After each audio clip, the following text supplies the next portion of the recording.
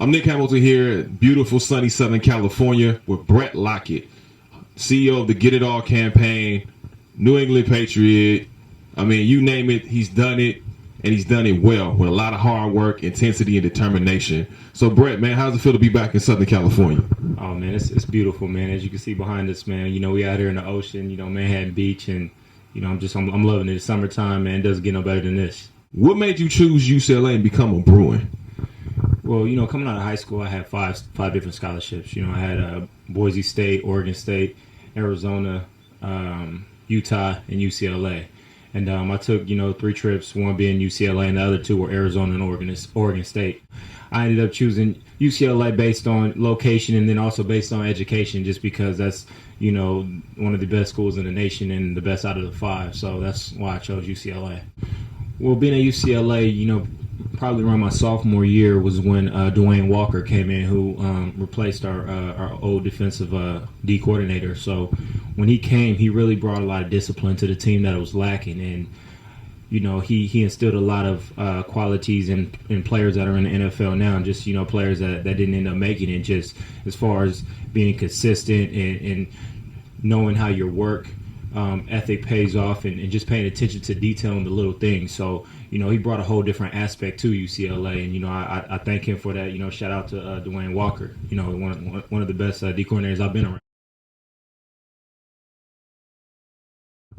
Well, I was actually undrafted. I went to Cleveland as a undrafted free agent on a trial basis and ended up making the team. But that organization, just like you said, is extremely historical, from Jim Brown to, the many other players that they had. And I just enjoyed my time there. The fans are great out there. I was only there for a brief period of time. But while I was there, I had a blast. New England, Coach Belichick, the mighty Tom Brady. What was the difference between going from that Cleveland franchise and then heading into this other historic franchise with the New England Patriots? Well, when you transition from one team, that isn't as good as another team, almost like a night and day type of team, it really does show you why certain people are so much better than other people. And just from top to bottom, the way everything was ran, it was Patriots really run their organization like a military organization, from top to bottom. Everything's Trump tight, there's not a lot of loose ends around there. So just being able to see that and how those guys operate is just remarkable. And being able to take and learn different things from Bill and just see how Tom, operates the offense it's not like it. So what's it like? I know everybody wants to know, what's it like playing with Tom Brady? What's his work ethic? What is he like personally? And what is Coach Belichick like?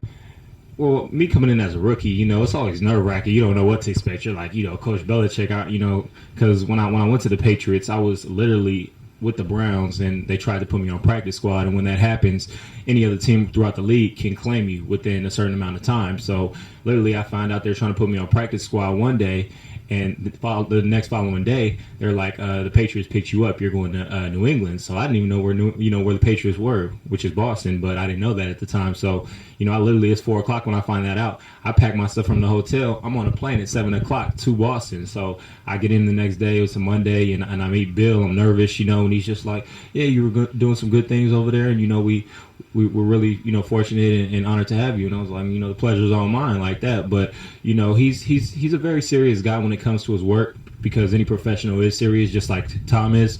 But at the same time, he does have a fun side, and he does like to laugh, and so does Tom. He's extremely serious because he wants to win, and who doesn't want to win at that level? But at the same time, they're all fun, caring guys, and they care about the team. Well, I started doing music probably 2 years ago. I got hurt, tore my pec, first day of training camp, and I was done the whole season. So I'm like, what am I going to do? I'm like, all I do is football. So what am I going to do? And I was like, I'm going to do music. I've always loved rapping. I used to do it when I was younger. My late cousins, Etta James, that just passed away last year, just earlier this year.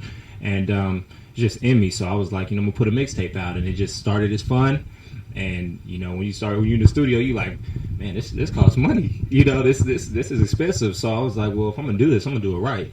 So I started doing it professionally, getting with the right people and things. And releasing my second single, my manager and I wanted to do something inspirational and something to not just put out a single, but to bring awareness to other things and use that single as a platform for other people. So the single was called Get It All. So we were like, well, let's call it the Get It All campaign. We want to inspire people. We want to bring awareness to certain causes. So let's create a message to give to people along with the music. And that's just how the whole Get It All campaign stemmed. Well, the Get It All campaign, is for everybody.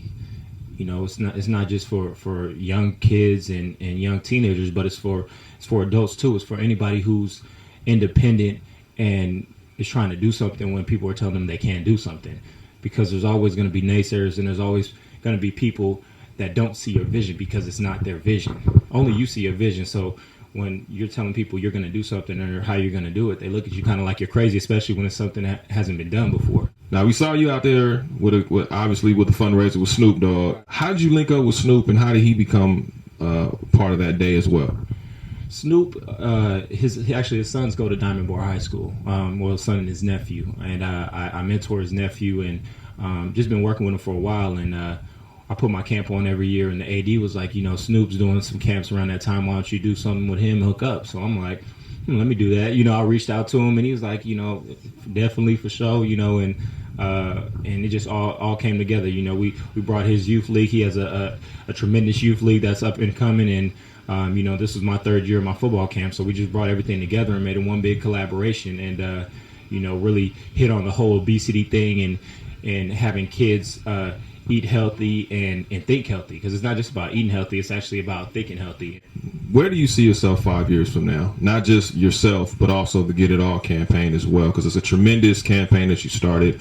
A lot of good things coming out. I've heard a lot of great things come out of it from various people. So where do you see that 5 years from now?